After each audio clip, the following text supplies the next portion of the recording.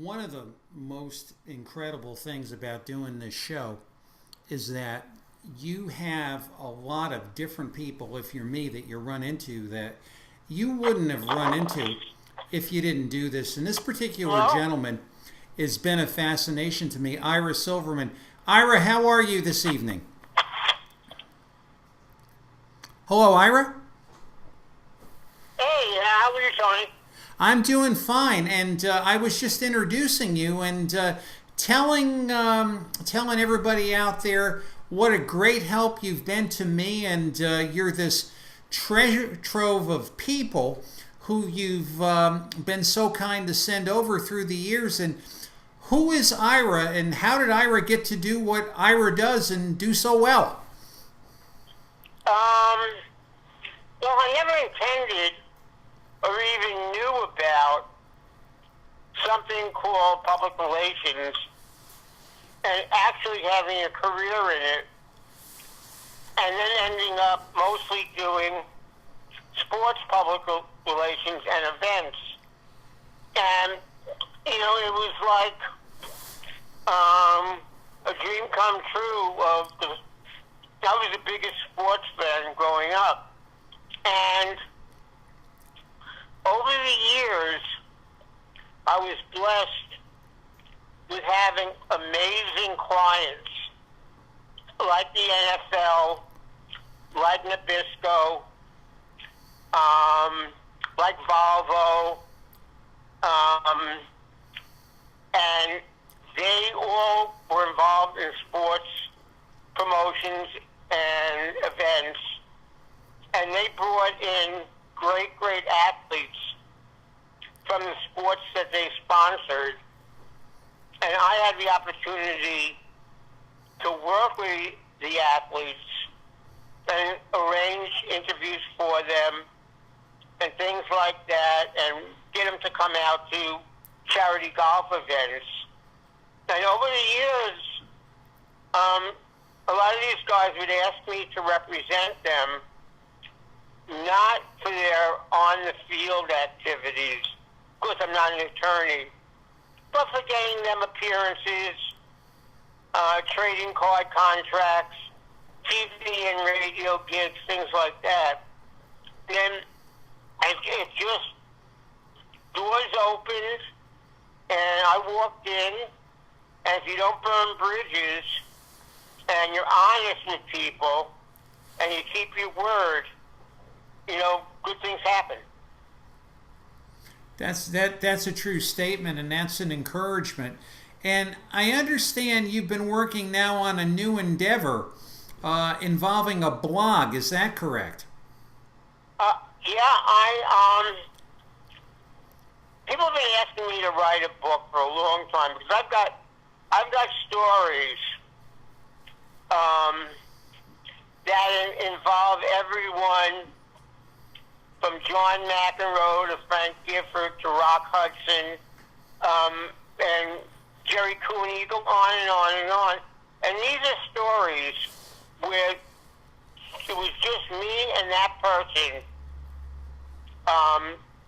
in a limousine, in a studio, in a restaurant.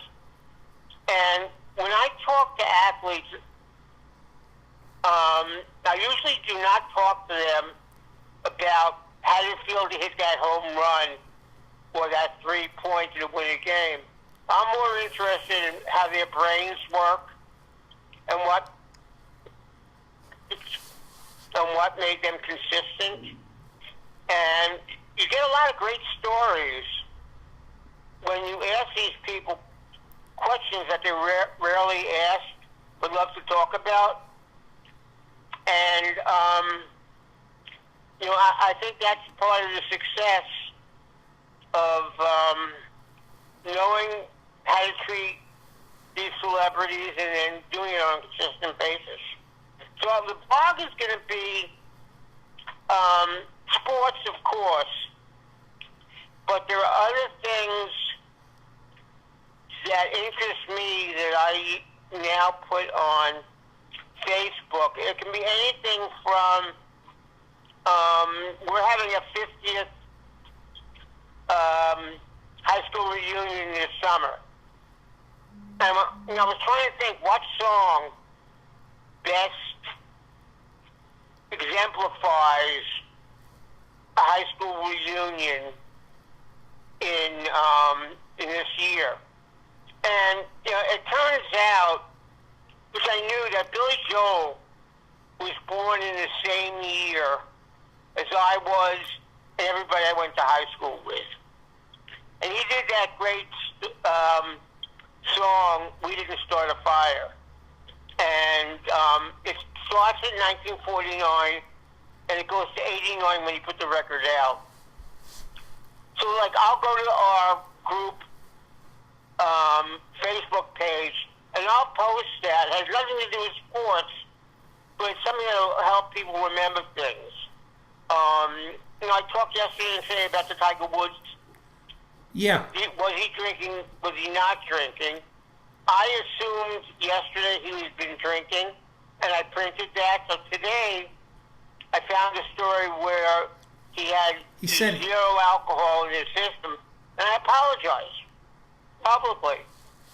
And so the blog is going to be stuff that will, I think, entertain people, but also hopefully have some kind of message each day. It doesn't have to be hitting somebody over the head with a hammer message, but something that hopefully they'll take away from it and feel better, or do better, or talk better, whatever it is that improves their life. So that's what my idea is. My working title is Common Sense. Ira Silverman's Common Sense. And, I hope to start very soon. Now, was there some life event that brought you to want to create a blog with common sense and good things? Well, as I said, I've been contemplating this book idea for a long time. And I just don't know if I have the discipline and time to put it into what a whole book needs. But I know that the amount spent on Facebook daily and the feedback I get from people I know and strangers is very rewarding. So I said to myself, let me take this a little bit further. Now, one of my clients, Brandon Steiner, who you probably know, I know of, yes, an email blog 5 days a week. And not only are his writing skills incredibly good, but the thought behind each thing that he writes, I take something away from it every single day. Every single day, and I'm not saying that because he's my client, I'm just saying it because it's true. And I said to myself, he's reaching a lot of people and making a lot of sense about charitable things and doing your best and stuff. That's what I need to do. That's what I'm going to put my time into. So if anybody was an inspiration, it was Brandon. That's a great story. As we were chatting, you had mentioned that perhaps one of the people that you'll be discussing in this blog is Soupy Sales. And I mean, Soupy to me is, that was the reason why you came home from school in the 1960s. And did you run into Soupy? Well, I more than ran into him. I was doing an event many, many years ago. I couldn't tell you the name of the event, but I ran into a guy at that time was young, and he was an author and a writer, but he said that he also belonged to the Friars Club, and that he was best friends with Soupy Sales. And I said, wow, I've always wanted to meet Soupy Sales. I have a million questions to ask him. So would I. So he said, I'll set it up. And sure enough, the next day he calls me and said, next Tuesday, Soupy said that he and you and I should meet for lunch at the Friars Club. Okay, so I was really excited. I didn't write the questions down, but I had them cataloged in my head. So I don't remember this young guy's name, but the two of us are sitting there waiting for Soupy, who eventually shows up and apologizes for being late and said he wasn't feeling well, he had some kind of cold, and he was taking all this medication to try to knock it out of him. Well, the first thing he does, after he sits down, is order a double vodka. After he had all this medication. Well, then he ordered, in his slurred voice, a second double vodka. He fell asleep. At the first, only time that I went to lunch with somebody. And he just fell asleep at the table? He didn't fall asleep. But he did. So I never had the promised conversation with Soupy Sales, and I regret that to this day. And those are the kind of stories that happen to me all the time. All the time. Now, if believe me, I want you to keep your game in the bullpen, but if you could tell us a story about someone whom we all may know and might be thinking of in perhaps one particular category or one particular mental image, and to tell us something we may not know about a particular person or perhaps several people, what comes to mind? A couple of things come to mind, but one of my favorite athletes to work with is John McEnroe. Mm-hmm. And I tell that to people, and they scratch their head, and I'm going to tell you why. In 1980, I think John was maybe 21. He was young, yeah. I think he either won Wimbledon or made it to the finals. And I was doing work for the men's Volvo Grand Prix tennis tour and the Masters in the Garden. And I called one of the clients and I said, can you arrange for John to do an interview now that he's back from Wimbledon with the New York Times? And they said, of course, and the columnist was Red Smith, who at one point was the first and only sports writer to ever win a Pulitzer Prize. Yes. His partner, Dave Anderson, also has one. So it was Red Smith and John McEnroe. And I got to sit in they did it in my conference room. I got to sit in, and there were two things that John said that have stuck with me all these years. One thing was that he said that his father told him, never say yes to anything, to any commitment, any appointment, unless you're 100% sure that you want to do it and you will do it. Because under no circumstances do I want you to break a promise, break a commitment, because all of a sudden you don't feel like doing it anymore. Right. And to the best of my knowledge, he has never, as we worked together, ever not shown up for something on time, regardless of whether it was 6:30 in the morning or 8:30 at night.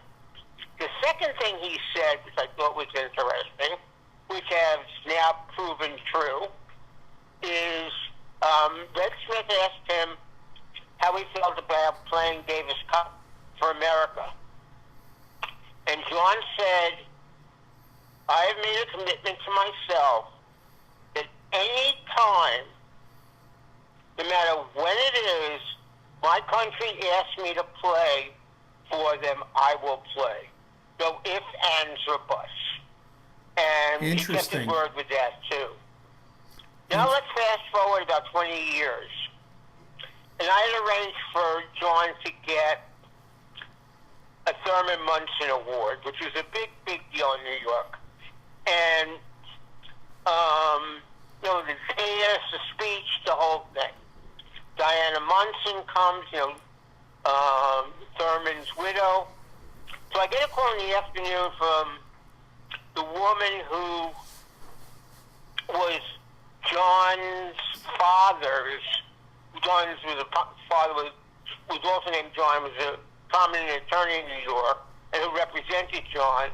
So his secretary called and said that one of John's children was very ill with 102 and a half fever. Mm-hmm. And now I'm waiting for the other shoe to drop and to say, well, he really needs to stay home with his son. He can't be going out and leaving his son with somebody else. But that's not what she said. What she said was, John wants to know if it's okay if he brings his son to the dinner and you arrange for his son to sit with him on the dais. And it was just an amazing request from someone who didn't have to do that. No one would get upset with a father wanting to stay home with a sick child. Yeah, for certain. And so when people ask me who my favorite athlete is and who I admire, John McEnroe is just about at the top in terms of credibility and honesty. Now, if we can go the other way, someone who perhaps you had a great expectation of, other than our friend Soupy, that turned out to be a disappointment to you. Well, I just don't feel comfortable saying negative things. Oh, you don't have to mention any names. About people. The reason I did it with Soupy is because it was funny. And he didn't do it intentionally. And he probably had an alcohol abuse problem. But, it's hard for me. I understand. It's hard for me to don't come up when you say disappointment. Yeah, and you can leave the names out of it. I'm just trying. Well,